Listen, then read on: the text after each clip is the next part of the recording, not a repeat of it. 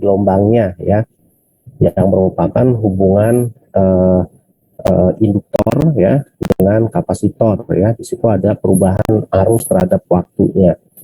Nah, sekarang ya untuk memahami sistem rangkaian listrik LC ini ya, agar lebih paham apa yang akan dibahas, saya harap mempelajari secara detail ya penjelasan di buku Hajipan ini ya. Nah, di sini ya saya akan bahas sepintas saja ya. Kalau kita mengacu kepada suatu sistem rangkaian listrik LC ya, di sini kita bisa perhatikan ya, ada induktor di sini ya, yang simbolnya seperti ini ya. Terus ada kapasitor ya, yang disimbolkan juga seperti ini. Nah, di sini ya kita lihat bahwa antara induktor dan kapasitor itu terkoneksi ya, terkoneksi. Dan di sini ada tentu saja ada beda tegangan yang diberikan. Sehingga apa?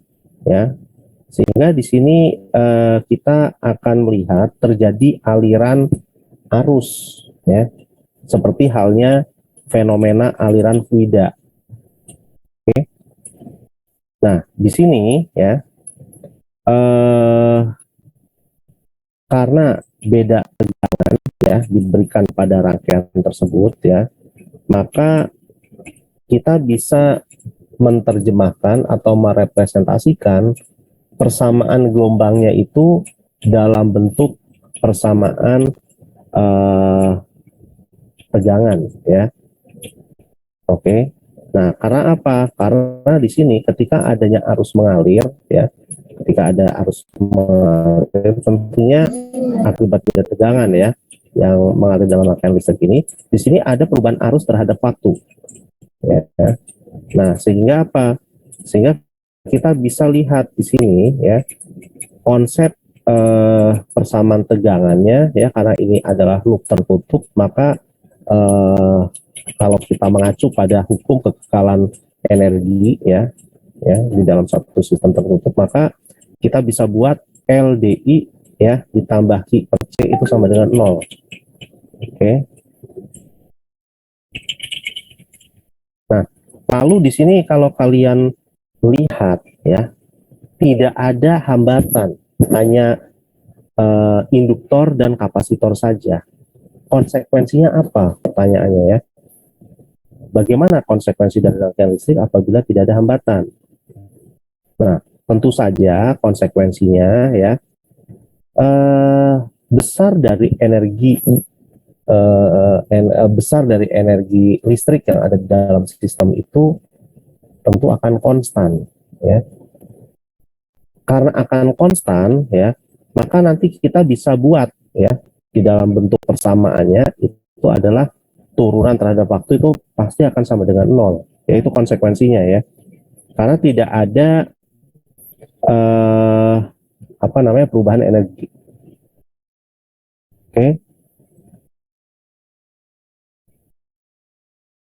Oke.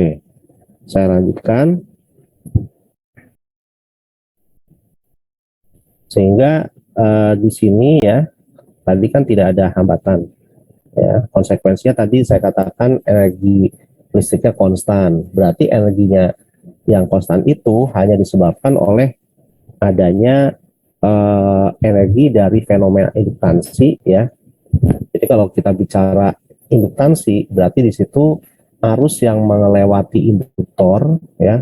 Nah, induktor kan kayak koil ya. Itu tentunya akan menghasilkan medan magnet. Ya, maka di situ akan ada energi magnetik di situ. Jadi energi yang berasal dari perubahan medan magnet. Nah, dan energi apa? Energi yang berasal dari energi listrik yang tersimpan di dalam kapasitor.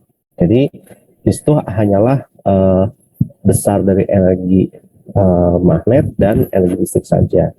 Ya. Nah, tadi saya katakan konstan, ya, sehingga kalau kita jabarkan, ya, di dalam bentuk tadi rangkaian yang merupakan rangkaian tertutup, ya, L DI per DT ditambah Q per C ya, dari komponen DI per DT ya, kita bisa pahami I itu kan dari perubahan muatan terhadap waktu ya, adanya aliran muatan terhadap waktu, berarti jumlah muatannya itu berubah, nilai muatan, maka konsekuensinya ya, kalau kita bicara di sini adalah arus yang mengalir, V sama dengan L DI per DT itu bisa kita rubah menjadi L D kuadrat Q per DT kuadrat ya, dalam bentuk turunan kedua. Oke. Nah, di sini ya, kalian harus kurius ya. Kenapa ada negatif ya? Kenapa tidak positif saja begitu ya, nilai dari besar tegangan induktansinya gitu. Nah, ternyata ini konsekuensi dari apa? Konsekuensi dari apa namanya, besar tegangannya itu ya berlawanan arah dengan atau berlawanan besarnya ya dengan nilai perubahan atau penambahan arus gitu ya. Di sini bisa kalian baca sendiri ya, the negative sign showing that the voltage oppose the increase of current ya. Ini kalian harus pahami ya, voltage oppose the increase of current. Jadi di sini kalau arusnya bertambah, tegangannya berkurang ya. Nah, di sini this equal the voltage Q per C across the capacitance, so that ya, sehingga kita bisa lihat ya, bentuk dari persamaan ini ya, ini merupakan hukum Kirchhoff ya. Ya, ini tidak lain adalah L D kuadrat Q per DT kuadrat ditambah Q per C, itu adalah hukum Kirchhoff ya, yang tidak lain merupakan representasi dari apa? Representasi dari persamaan gelombang. Jadi ini sama saja dengan persamaan gelombang ya. Kita sudah apa namanya, pahami juga untuk omega kuadratnya ya, itu berbanding lurus dengan nilai 1 per LC. Oke. Nah, di sini ya, tadi saya katakan ya, bahwa energi yang disimpan ya itu dalam bentuk medan magnet ya, atau bagian dari induktif ya, bagian dari induktif yang di bagian induktor tadi ya. Nah, di sini apa namanya, energinya itu kan ada di loop tertutup ya, karena rangkaian listriknya tertutup. Nah, sehingga apa? Sehingga di sini kalau kalian perhatikan ya, atau kalian pahami lebih lanjut ya, besar dari energinya itu ya, itu bisa kita nyatakan juga dalam bentuk integral ya. Integral. Kenapa integral ya? Karena kalau kita acu bahwa penambahan arus itu yang awalnya 0 menjadi arus I ya, berapapun itu ya, itu berasal dari apa? Berasal dari nilai integral daya pada kondisi tertentu ya, sebagai fungsi waktu. Sehingga kita bisa nyatakan kalau kita ingin mengkaji besar dari energi induktifnya ya, kita bisa gunakan bentuk integral dari apa? Besar energi yang dibawa di dalam rangkaian tersebut ya. Kalau kita misalnya mengacu pada besar energi induktifnya, maka kita bisa gunakan integral V I kali dt ya. Nah, ini kan tidak lain adalah daya sebenarnya. Energi sama dengan daya ya. Oke. Jadi kalau daya itu pada prinsipnya adalah perubahan energi tiap satuan waktu. Jadi kalau ini EL per T ya, itu kan sama dengan power, sama dengan daya ya. Jadi kalau kita ingin mencari energinya, maka ini besarnya adalah integral VI kali dt. Oke. Nah, saya lanjutkan ya. Nah, dari sini ya, dari bentuk integral ini maka kita akan peroleh besar dari energi induktifnya ya itu sebesar setengah L Q dot kuadrat, tidak lain Q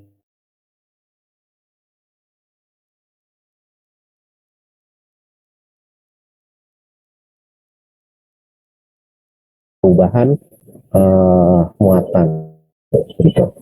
Nah, saya lanjutkan ya.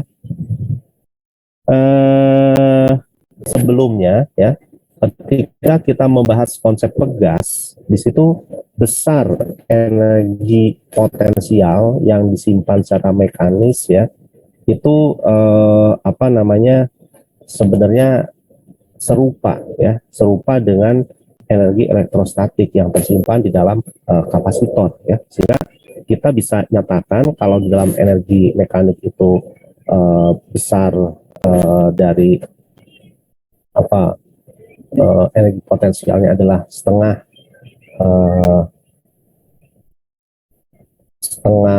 SV ya kalau nggak salah, yang di bab sebelumnya kita lihat supaya tidak keliru ininya, SX ya bukan SV, SX kuadrat ya. Nah kalau di kapasitor di sini besarnya adalah setengah CV kuadrat ya, setengah CV kuadrat. Nah, dari sini ya kita bisa gunakan hubungan nilai V-nya ya. Kalau kita ambil V itu kan sama saja dengan Q per C. Kalau kita substitusikan Q per C itu ke dalam V, maka nanti kita akan peroleh Q kuadrat per 2C. Oke. Nah, ini adalah perbandingan ya, tinjauan secara listrik dan tinjauan secara mekanik. Kalian bisa perhatikan ya, untuk gaya secara mekanik ya. Nah, ini kita bisa perhatikan ya, ini kan sebenarnya konsep gaya ya, sama saja ya. Mx.2 ditambah Sx sama dengan 0. Ini secara mekanik. Namun kalau secara listrik jadi Lq.2 plus Q per C. Ini sama. Untuk energinya juga serupa ya. Di dalam mekanik ya, di dalam mekanika ya,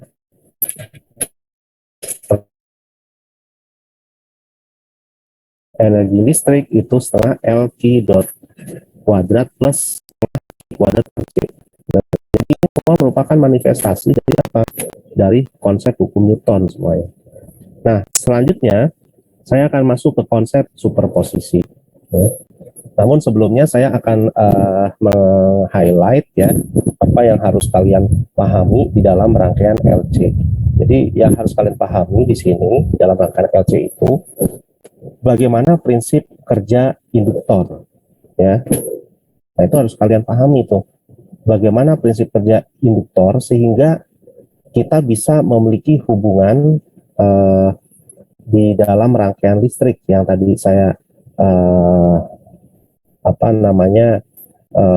sudah bahas ya, bahwa nilai dari energinya ya atau tegangannya itu bisa dinyatakan dalam bentuk seperti ini ya, LDI per dt ya.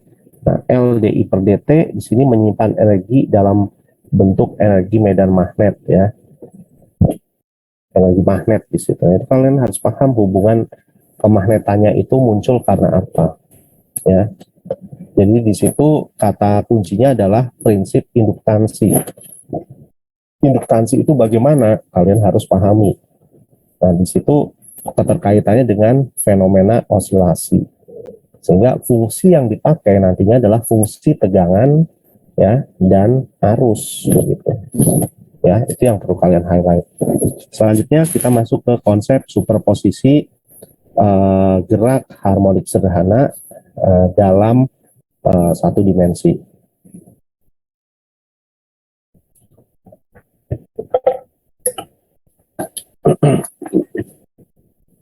Oke, kita akan mulai ya.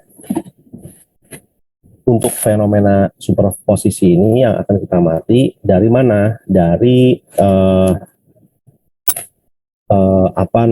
fungsi perpindahan ya, fungsi posisi dari sebuah gelombang.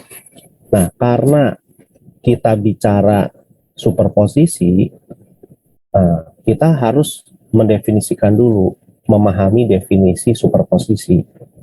Superposisi kalau kita tinjau dari definisinya, ya, maka kita harus memiliki dua gelombang, tidak mungkin satu gelombang. Ya, kalau satu gelombang saja tidak mungkin terjadi superposisi. Ya, berarti dari definisinya kan kita sudah tahu bahwa superposisi merupakan penggabungan dua gelombang atau lebih, ya, membentuk gelombang baru.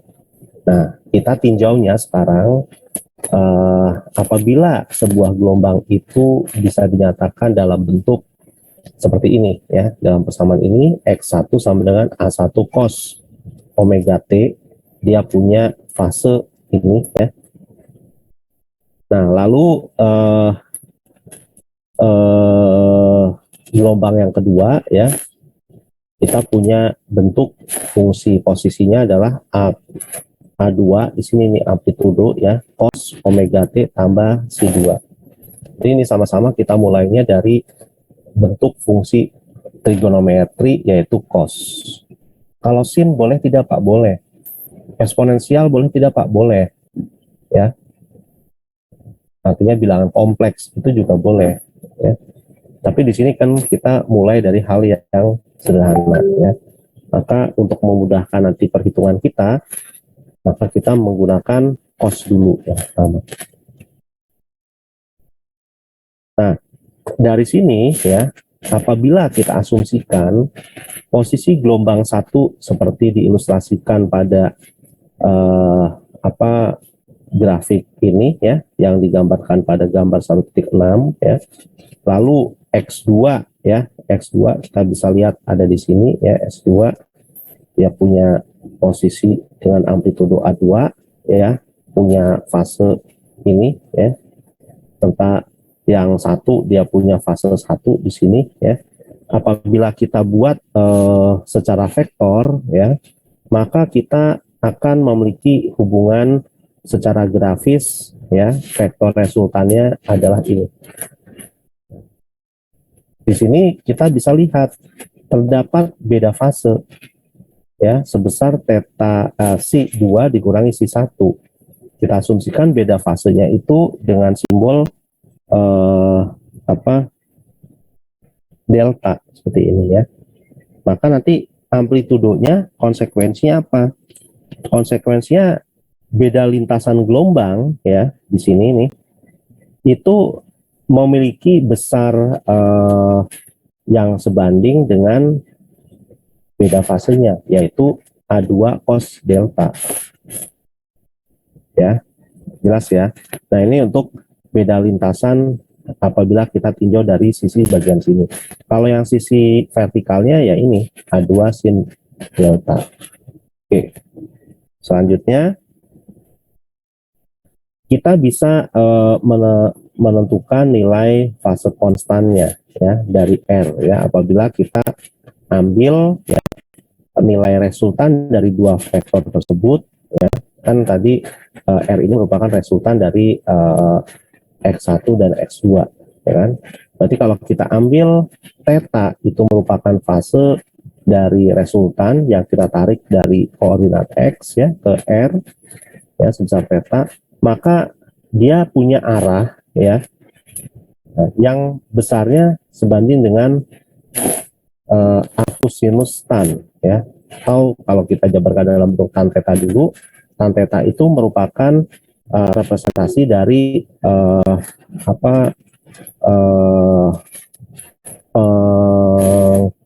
apa namanya, ya,